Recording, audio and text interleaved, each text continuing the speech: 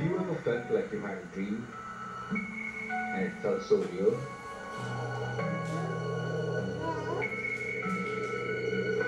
The blurring of lines between what is reality and what is a dream.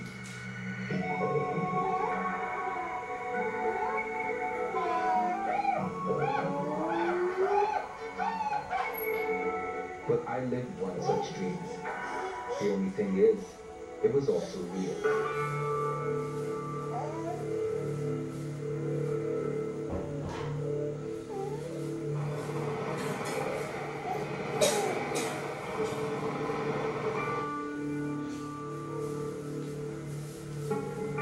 So what is the Himalayan Odyssey all about? Well, 60 plus bikers, 14 days, Delhi, Khardungla and back. It's one of the hardest rides which tests the man experience of the mountain. So you can see around me, I've got all the bikers lined up and it's just about time to kickstart this event.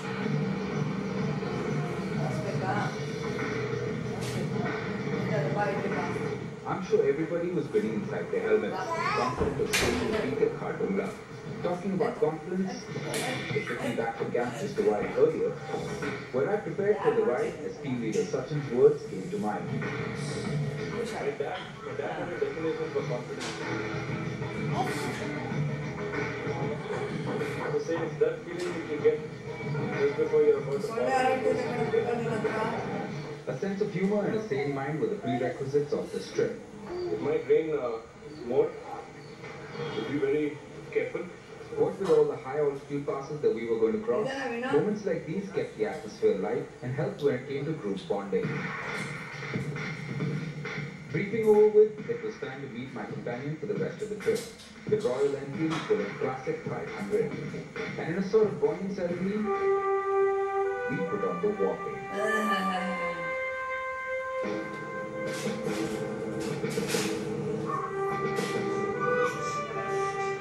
This is where the ride begins for me at Himalayan Odyssey 2010. You can see around me all the other bikers. They've been riding from Delhi and Chandigarh, and I've joined them right now in Leh. What we're going to do today is ride up to Khardungla, and for that I'm getting ready to gear up.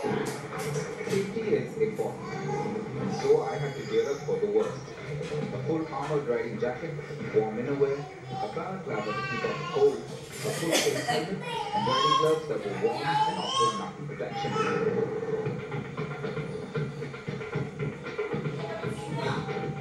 Outside the hotel, it was a spectacle that had the entire town curious. 66 bikers sitting on their thumpers, revving their engines, all geared up to reach the top of the world. Our plan for the day after leaving Leh was to regroup at the South Kullu checkpost before beginning the climb up to Khardungla, or K-Top as it's known otherwise.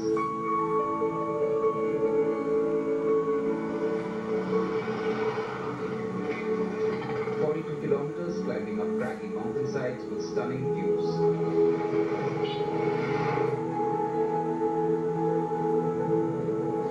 And as our secretly prayed earlier that night, it was starting to drizzle. And that meant only one thing. Snow on top.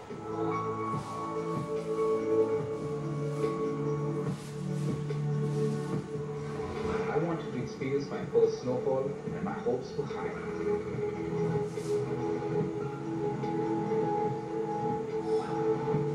The regroup gave riders a chance to stop and reflect at some of the challenges. Many potholes, many rough terrain. So that's been a challenge. It's been an exciting challenge. The other thing is the weather. It's been very cold, and it used to get higher and higher this colder. That's been a challenge. As bikers reached the regroup point, it was time to move on to the highest notable road in the world. I knew it was going to be a challenge, and it was. As soon as we got going, the weather turned warm. Temperatures dropped drastically. In a matter of minutes, we were engulfed in heavy snowfall, and Murphy's Law came into effect. Everything that has to go wrong will. And it did. The temperature played havoc with our equipment. The weather got worse, and so did the roads. But that wasn't enough to stop us. As we went over the crest, and the highest pass in the world came in sight. So here we are at K-Top, 18,300 something feet. You can see that.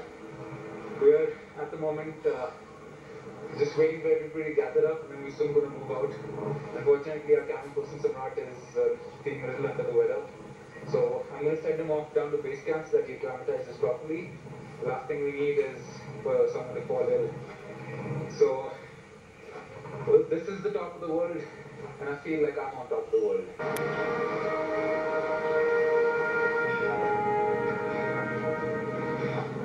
Finally, we did it.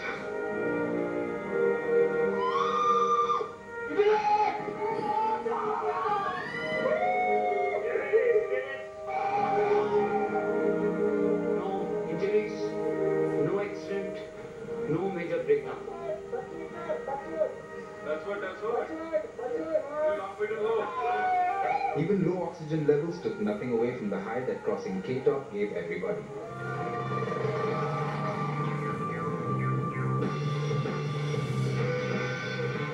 Spirits were high, and with a sense of achievement in the air, we headed off to the first stop on the route, the camp at Hundar, and what lay in wait for us en route was a sight to behold. A cold, dry desert in the midst of Nubra Valley. I soaked up the surreal desert from nowhere. Just me and the bird. It was just the start of a fantastic relationship. But before getting too cozy, I had to catch up with the team at Hundar. So I rode, as they say, into the sunset. Little did I know what lay ahead the next day. Forget about sleeping. I think it's getting more and more complicated for us. Next day we were up and early, ready for briefing, and nature had decided to give our fates a little Two of twist. our camps don't have, both the camps that we have planned don't have water. So Sakti doesn't have water and Sukhar doesn't have water. So we won't go back to the city like we came up. So we are here at the Royal Camp in Hundar in the Nubra Valley. Today's original plan was to ride out to Sakti, but I believe that the passes are blocked by snow, so they're not recommending us to go past there. So what we're going to do is ride back to North Pulu, onwards to Khardungla, and back to South Pulu and on to Day. So it's pretty much a repeat of what we did yesterday, but we hope to get a lot more action this time. So you can see everybody's riding out, and we'll catch you at the Nubra Sand Dunes.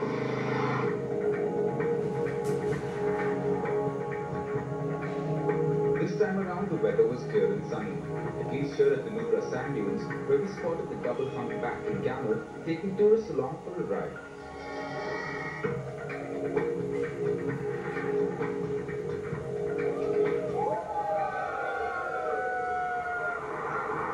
A photo op was in order, and it was a stunning setting too. With all the riders lined up and the mountains in K-Top beckoning in the distance.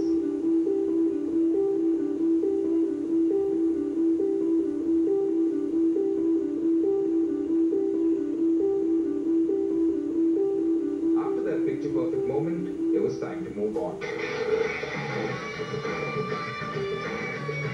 After the break, the real test was just about to begin.